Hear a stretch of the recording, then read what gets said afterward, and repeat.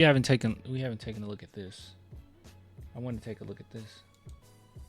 So you guys know Derrick White is my guy. Now, I'm very consistent with this, okay? I'm very consistent with this. When a guy leaves the team, I'm not necessarily done with him, but I'm not thinking about him that much, right? Derrick White, I love him. He's awesome. I was cheering for him to win that championship. He got a ring. That's crazy, right?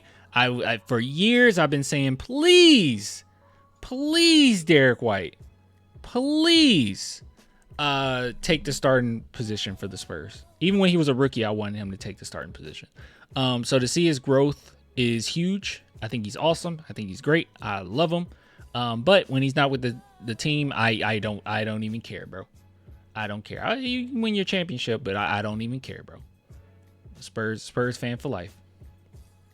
Clan man crush. I was crazy about Derrick White. Every video was about Derrick. Every live stream was me yelling at people about how Derrick White is better than DeJounte for this team. Every single video. I hate that it takes a championship for people to be like, hey, I miss Derrick White. But there is an opportunity that the Spurs could possibly go after Derrick. It's been known that the Celtics are going to have to not necessarily blow up their team, but make quite a few trades or get rid of a few guys. Derrick White could be one of them, right? But the immense amount of money he's making is going to make it difficult for the Spurs to do anything. But yeah, he looks way better ball. I'm glad that he let it go, bro. If that was happening to me, I would have just let it go too. Grow out your beard, and that's all you can do, okay? That's all you can do. Hold on. It was something. Clan Knicks beat the Celtics. Yeah, you guys told me in overtime. I missed it. I was live streaming. I remember barely bullying White into shaving his head. Oh, Barkley bullying White. Yeah, he did. Yeah, Clan love level for White is over 16,000. Why didn't you had an opportunity to say over 9,000. You said over 16,000. White is a good player. He really is. All right, but this is Derrick White talking about GOAT Pop. In the NBA, it was not everybody, but like... Are you drunk? What was that? You know, everybody in the NBA was...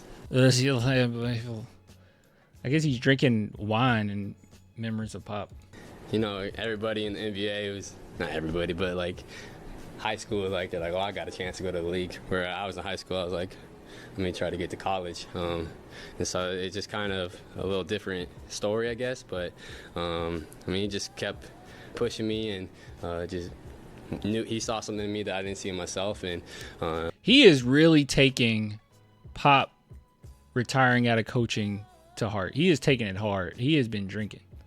This man has been drinking. I really feel bad for him, okay? I just cried, okay? I just cried. That's all I did. I'm just joking, by the way. He's not, yeah.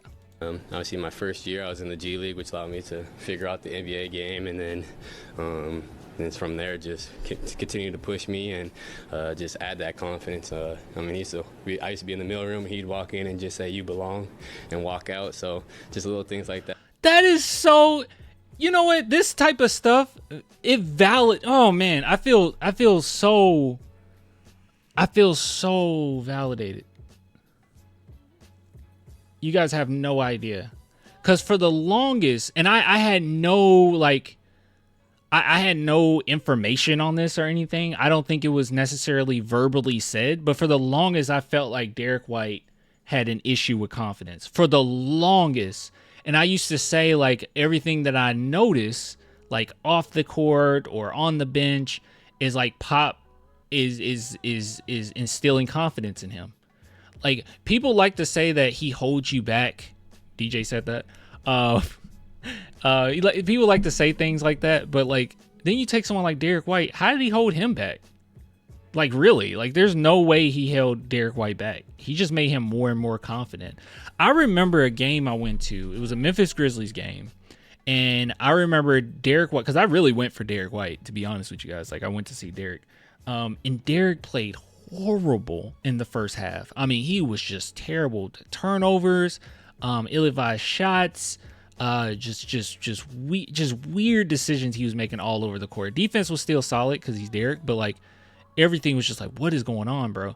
And I remember him after halftime, he was the first one back on the bench. And he was the first one to get on the court, basically. And Pop ended up following him and just sat down and talked to him for a minute. Like, and I was like, dang. And he looked really down. Like, he was so hard on himself all the time. So this right here just makes me feel like I was correct the whole time. I don't know. That's a beautiful thing, though, for real. Confidence. I mean, I used to be in the mailroom. He'd walk in and just say, "You belong," and walk out. So just little things like that, which is it's cool to hear from the greatest coach of all time. You know, that's really great, bro. That's really beautiful.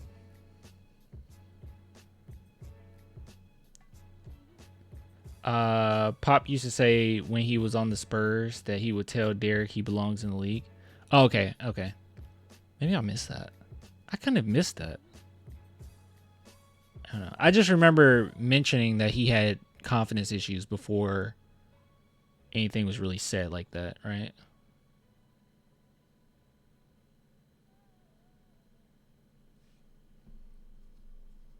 Goat, for sure.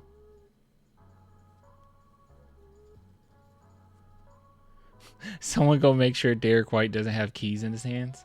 That's awful. I shouldn't have said that. I shouldn't have started that. I'm sorry. All right, anyways, good stuff. Great stuff. You love Derrick. And if you don't love Derrick, what's up with you, man?